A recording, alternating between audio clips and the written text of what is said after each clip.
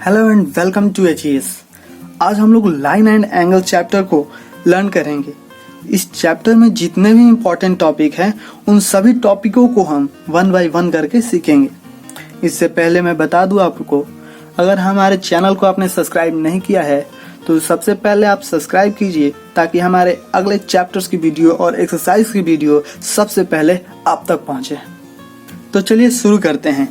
हम जानेंगे कि लाइन क्या होता है। लाइन जानने के लिए हमें सबसे पहले ये जानना जरूरी है कि पॉइंट क्या होता है। ठीक, तो point it shows the location, it has no length, no breadth and no depth. Point एक लोकेशन शो करता है। ये एक पॉइंट है, किसी वस्तु है, किसी ऑब्जेक्ट है। अगर ये ऑब्जेक्ट ए है, ऑब्जेक्ट ये लोकेशन शो कर रहा है, इस ऑब्जेक्ट का ये पॉइंट, देन ये पॉइंट लोकेशन शो करता है। पॉइंट के पास ना ही लेंथ होता है, ना ही ब्रेथ होता है और ना ही डेप्थ होता है। It is denoted as point A. इस पॉइंट ए की तरह इसे डिनोट किया जाता है। अगला पॉइंट आता है हमारा line. What is line? Line की अगर बात करें तो the collection of points which can extended to infinity from both side, it has no end point. मतलब ये पॉइंट का समुच्चय है, बिंदुओं का समुच्चय है। ये पॉइंट का, लाइन का समुच्चय है जो बहुत सारे पॉइंट से मिलकर बना होता है। ठीक, ये इसमें एंडिंग पॉइंट नहीं होते हैं जो इन्फिनाइट तक बढ़ते चला जाता है। अगर उसी लाइन में जब हम कोई डिफिनिट पॉइंट डाल देते हैं, जैसे ये पॉइंट ए एंड ये पॉइंट बी, देन ये एक डिफिनिट लेंथ हो जाता है जिसे हम स्केल से मेजर कर सकते हैं। Then it is A B. It is line segment. क्या हो जाता है? लाइन सेगमेंट हो जाता है। एक निश्चित डिस्टेंस जब लाइन पर रख दिया जाता है तब उसे लाइन सेगमेंट कहते हैं। It has two end points and definite length. ये डिफिनिट लेंथ हो जाता है और टू एंड पॉइंट्स हो जाते हैं। लाइन में कोई एंड पॉइंट नहीं होता है। अगला पॉइंट आता है रे। रे के पास क्या होता है? It has only one and point. कोई भी लाइन है, कोई भी अगर लाइन है, जब इसमें वन एंड पॉइंट हो जाए और आगे की रेस जो है लाइन बढ़ता चला जाएगा, तब उसे हम रे कहेंगे। अगर टॉर्च की लाइट आप जलाइएगा तब क्या होगा? जब टॉर्च से लाइट निकलती हैं तो यहाँ से तो एक पोजीशन होता है जो यहाँ से निकलती हैं और दूसरा पोजीशन होता है जो इनफाइनाइट तक चली जाती हैं। इस टॉर्च में वन एंड पॉइंट होता है, उसी प्रकार ये रेज में वन एंड पॉइंट होता है और बाकी सब इनफाइनाइट तक लाइन चली जाती हैं। चलिए अब हम जानते हैं एंगल क्या होता है। Let we have two rays OA and OB, two rays, then we are connected to each other, OA and OB। जब ये दोनों रेस आपस में झुकते हैं, आपस में मिलते हैं, तब एक झुकाव उत्पन्न होता है। दोनों एंगल मिलते हैं तब एक झुकाव उत्पन्न होता है और उस झुकाव को हम एंगल कहते हैं। क्या कहते हैं? एंगल। और जिस पॉइंट पर ये दोनों रेज जिस कॉमन पॉइंट पर मिलते हैं उसे वर्टेक्स कहा जाएगा। क्या कहा जाएगा? वर्टेक्स।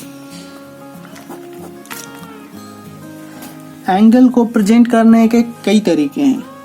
ये एंगल O है तो इसे एंगल O कह सकते हैं केवल, या फिर एंगल AOB पूरा नाम लिखा जाता है, जहां से स्टार्ट हुआ है और जहां पर एंडिंग हुआ है, वाया जिस पॉइंट से ये जा रहा है।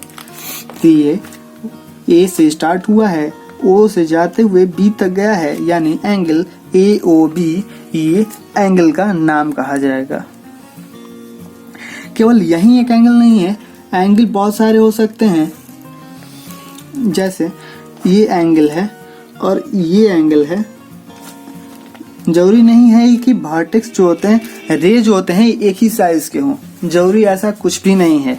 या फिर रे कोई एक ही हो। अगर ये रे हो गया अलग से, तब अगर इसका नाम दे दीजिए OA, इसका OB, इसका OB एंड इसका OC। तब इसमें क्या क्या एंगल बनेंगे? इसमें एंगल जो बनेंगे देखिए कि कौन कौन से बनते हैं। इन दोनों के बीच में एक एंगल बना और इन दोनों के बीच में एक एंगल बना और ये दोनों के बीच में एक एंगल बना।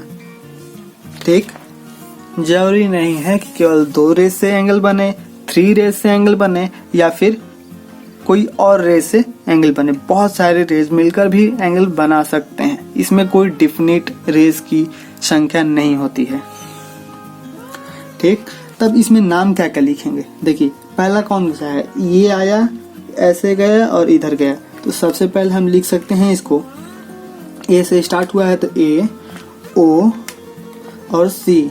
एक एंगल ये हुआ, ये वाला, और ये वाला एंगल हुआ तो E से आइए C से OA, इसको ऐसे प्रेजेंट करते हैं और COB। अगला है देखिए ये बड़ा वाला कहाँ से स्टार्ट हुआ है? A से स्टार्ट हुआ और B तक पहुंचा, तो एंगल AOB। अगर एंगल के हम डिफिनेशन की बात करें, 2 rays originated from the same end point.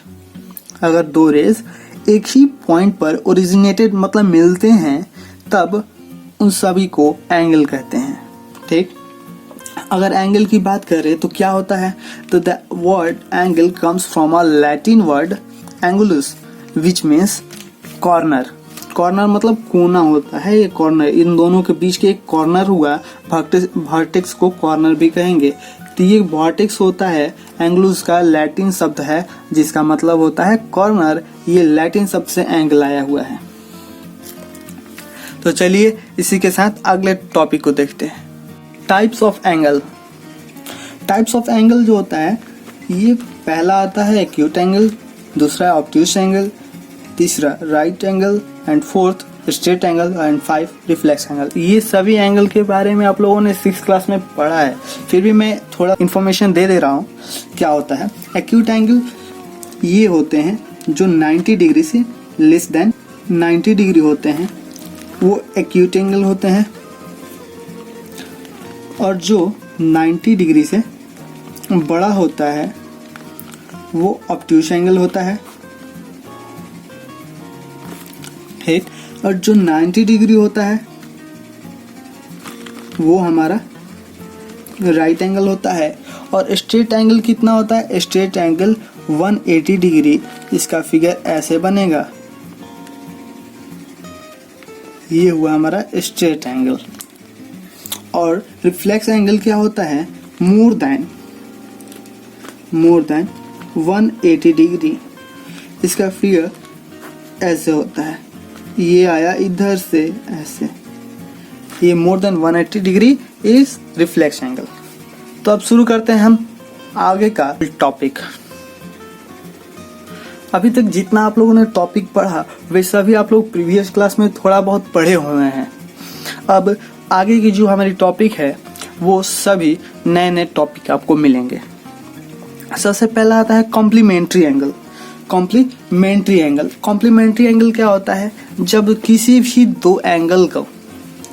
दो एंगल को जब हम जोड़ते हैं, ऐड करते हैं, तब उसका इक्वल्स वैल्यू जो होते हैं वो 90 डिग्री आ जाता है। अगर किसी भी एंगल ए और एंगल बी को अगर जोड़ा जाए और उसका वैल्यू अगर 90 डिग्री हो तो उसे कॉम्प्लीमेंट्री एंगल कहते हैं। कॉम्प्लीमेंट्री एंगल लाइक दैट, अगर हमारे पास एंगल एक 30 डिग्री है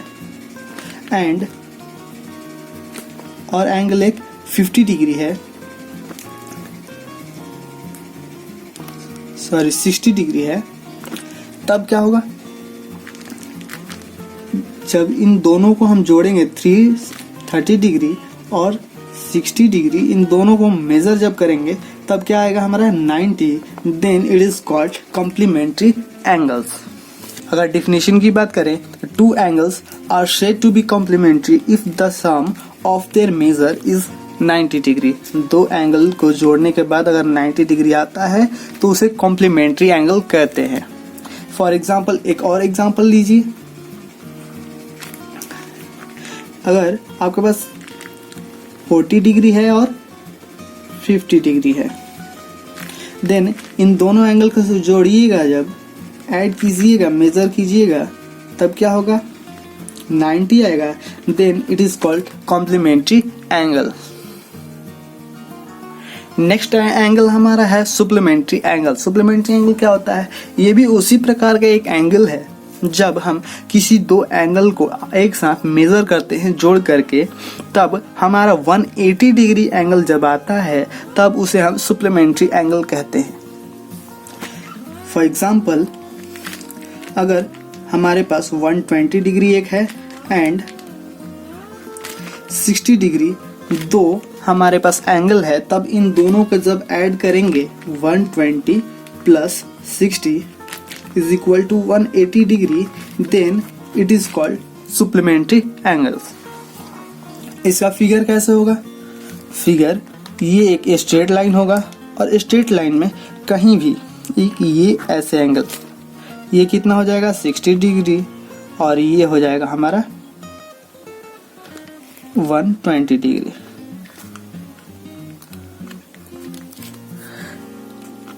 ये हुआ ए बी, ये हो जाएगा ओ सी। ठीक, अब देखिए इससे क्या होता है, अगर आपके पास कोई भी एक एंगल दिया हो, एंगल आपके पास 50 डिग्री अगर दिया जाए और कहा जाएगा कि दूसरा एंगल क्या होगा, तो आप कैसे फाइंड कीजिएगा? तो फाइंड करने का सबसे आसान तरीका है, इसी तरह से आपको एग्जांपल हम दे देते हैं और एक्सरसाइज बहुत ही आसानी से आप बना पाइएगा। अगर वन एंगल दिया हुआ है और बोला जाएगा ये सुप्लीमेंट्री एंगल है, तब कहा जाएगा 180 डिग्री में से जब हम -50 करेंगे तब हमारा नेक्स्ट एंगल जो होगा 130 डिग्री निकल कर आ जाएगा। ठीक, इसी प्रकार अगर कॉम्प्लीमेंट्री एंगल की बात की जाए, बताया जाएगा कि एक एंगल आपके पास 20 डिग्री है और दूसरा एंगल क्या होगा आप फाइंड कीजिए। तब क्या कीजिएगा, 90 डिग्री से माइनस कीजिएगा अगर 20 को, तो हमारा आएगा 70 डिग्री। ये 70 डिग्री दूसरा एंगल होगा कॉम्प्लीमेंट्री एंगल का। ठीक, इससे आप एग्जाम्पल से आप किसी भी कोई भी एक्सरसाइज, कोई भी बुक का आप एक्सरसाइज जब बनाइएगा, आप कहीं भी फंसिएगा नहीं, आप सारे एग्जाम्पल्स, सारे क्वेश्चन को आसानी से बना पाइएगा। आइए कुछ और एंगल्स के बारे में हम जानते हैं। नेक्स्ट है एडजेसेंट एंगल। एडजेसेंट एंगल क्या होता है?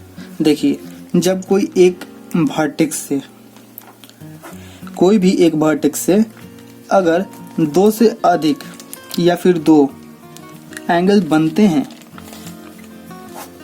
ये हुआ एक एंगल और दूसरा एंगल, मान लीजिए इसमें एक और एंगल निकल गया, तब, और इसका नाम दीजिए ओ ए, ओ बी एंड ओ सी। हमारे पास दो एंगल हैं और देखिए इसमें एडजेसेंट एंगल कैसे बोलेंगे। इस रे का जो कॉमन रे है, ये हमारा एक बड़ा वाला एंगल है। जब बड़ा वाला एंगल में बीच में एक कॉमन एंगल हो जाता है, इस एंगल में और इस एंगल में ये रे कॉमन है। AOB में और COB में OB जो है एक कॉमन रेज है और कॉमन के साथ एक और एंगल जुड़ा हुआ है। अगर तीनों एक ही वर्टेक्स से जुड़े हुए हैं तब इसे हम एडजेसेंट एंगल कहेंगे। किसी भी एंगल के साथ अगर कोई एक और एंगल जुड़ा हुआ है और एक ही वर्टेक्स से और एक ही आर्म से जुड़ा हुआ है दूसरा एंगल भी, तब उसे हम एडजेसेंट एंगल कहेंगे। एडजेसेंट एंगल कौन कौन से होंगे? AOB angle, AOB and angle BOC जो होगा, या फिर COB से लिखिए, ये दोनों एडजेसेंट एंगल होंगे क्योंकि इन दोनों में एक OB कॉमन रेज है और दोनों एक ही कॉमन रेज से एंगल बना रहे हैं और दूसरा जो है ये OB के ऑपोजिट है। Then it is called adjacent angle. अगर डेफिनेशन देखें, the two angles with the same vertex and one common arm and the other arms lying on opposite sides of the common arm are called adjacent angle. अगर linear pair of angles की बात करें, the two adjacent angles are said to form a linear pair of angles if their non-common arms are two opposite rays. कोई भी दो adjacent angle है, अभी adjacent angle हम लोगों ने पढ़ा है ऐसे, ये अगर एडजेसेंट एंगल है,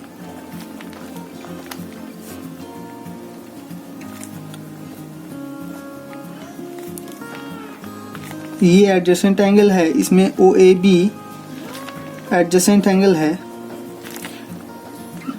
BOC से, देन इसी प्रकार क्या किया जाएगा, अगर ये हुआ हमारा OAC एंड ये कोई B निकल गया रेस, देन हाँ ये हुआ हमारा OA, ये हुआ OB, ये OC, ये भी एक एडजेसेंट एंगल है। कौन कौन से, ये और ये। और इसमें क्या किया जाता है, जो कॉमन आर्म्स के बाद वाला वर्टेक्स है, जो रेज हैं, वो अगर दोनों रेज अपोजिट हो, ठीक अपोजिट हो, तब उसे हम लीनियर पेयर ऑफ एंगल्स कहेंगे। ये था हमारा लाइंस एंड एंगल चैप्टर का फुल इंट्रोडक्शन क्लास। आगे की एक्सरसाइज जानने के लिए हमारे चैनल को सब्सक्राइब कीजिए और पूरी एक्सरसाइज का सॉल्व वहां पर आपको मिलेगा प्लेलिस्ट में।